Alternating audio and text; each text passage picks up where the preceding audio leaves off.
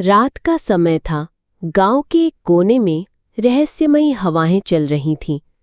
चांदनी रात में एक पुराना खंडहर चमक रहा था। गांव के बच्चे कहते थे कि उस खंडहर में एक चुड़ैल रहती है जो आधी रात को उड़ते हुए एक काले घोड़े पर सवार होकर निकलती है। वहीं पर मन्नू का घर था। मन्नू एक नन्हा मगर साहसी बच्चा था। वो अपनी दादी से अक्सर कहानियां सुनता था।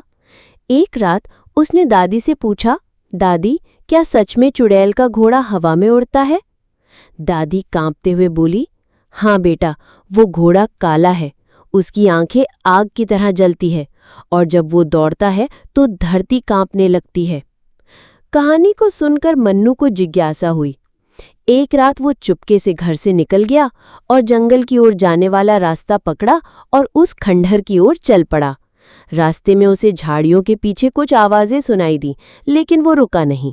फिर थोड़ी देर बाद वो जैसे ही खंडहर पहुंचा तो उसने देखा एक विशाल काला घोड़ा खड़ा था जिसकी आंखों से लाल रोशनी निकल रही थी।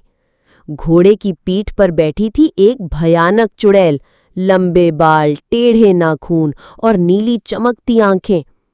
चुड़ैल बोली, तू कौन है जो मेरी सवारी को देखने आया है?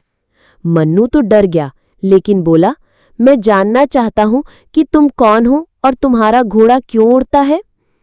चुड़ैल ने हंसते हुए कहा, ये घोड़ा मुझे एक तांत्रिक ने दिया था। बदले में मैंने उसकी आत्मा ले ली। ये घोड़ा मेरी शक्ति है।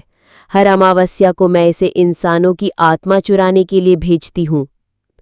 अगली सुबह जब मन्नू घर वापस नहीं लौटा, गांव में हड़कंप मच गया। लोगों ने तांत्रिक बाबा को बुलाया। तांत्रिक ने बताया, अगर चुड़ैल के घोड़े को रोका नहीं गया तो अगली पूर्णिमा पर पूरा गांव खत्म हो जाएगा। तांत्रिक ने बताया, हमें खंडहर में जाना होगा। तांत्रिक ने गांव के कुछ लोगों को साथ लिया और खंडहर की ओर चला। वहां पहुंचते ही चुड़ैल और घोड़ा दिखाई दिए। तांत्रिक ने मंत्रों का जाप शुरू किया। चुड़ैल चिल्लाई, कोई मेरा घोड़ा नहीं छीन सकता। अचानक खंडहर के पीछे से मन्नू निकला। उसके हाथ में चुड़ैल की शक्ति का काला पत्थर था जो उसने घोड़े की आंख से निकाला था। उसने पत्थर तांत्रिक को दिया। जैसे ही पत्थर तांत्रिक को मिला, वो जोर से मंत्र पढ़ने लगा और चुड़ैल तड़पने लगी। उसका घोड़ा जोर से हिनहिनाया और आग में बदल गया। चुड़ैल चिल्लाते हुए हवा में गायब हो गई। मन्नू को सबने गले लगा लिया। गांव में फिर से शांति लौट आई। लोग अब खंडहर की ओर नहीं जाते थे, लेकिन मन्नू की बहादुरी की कहानी हर बच्चे को सुनाई जाती थी।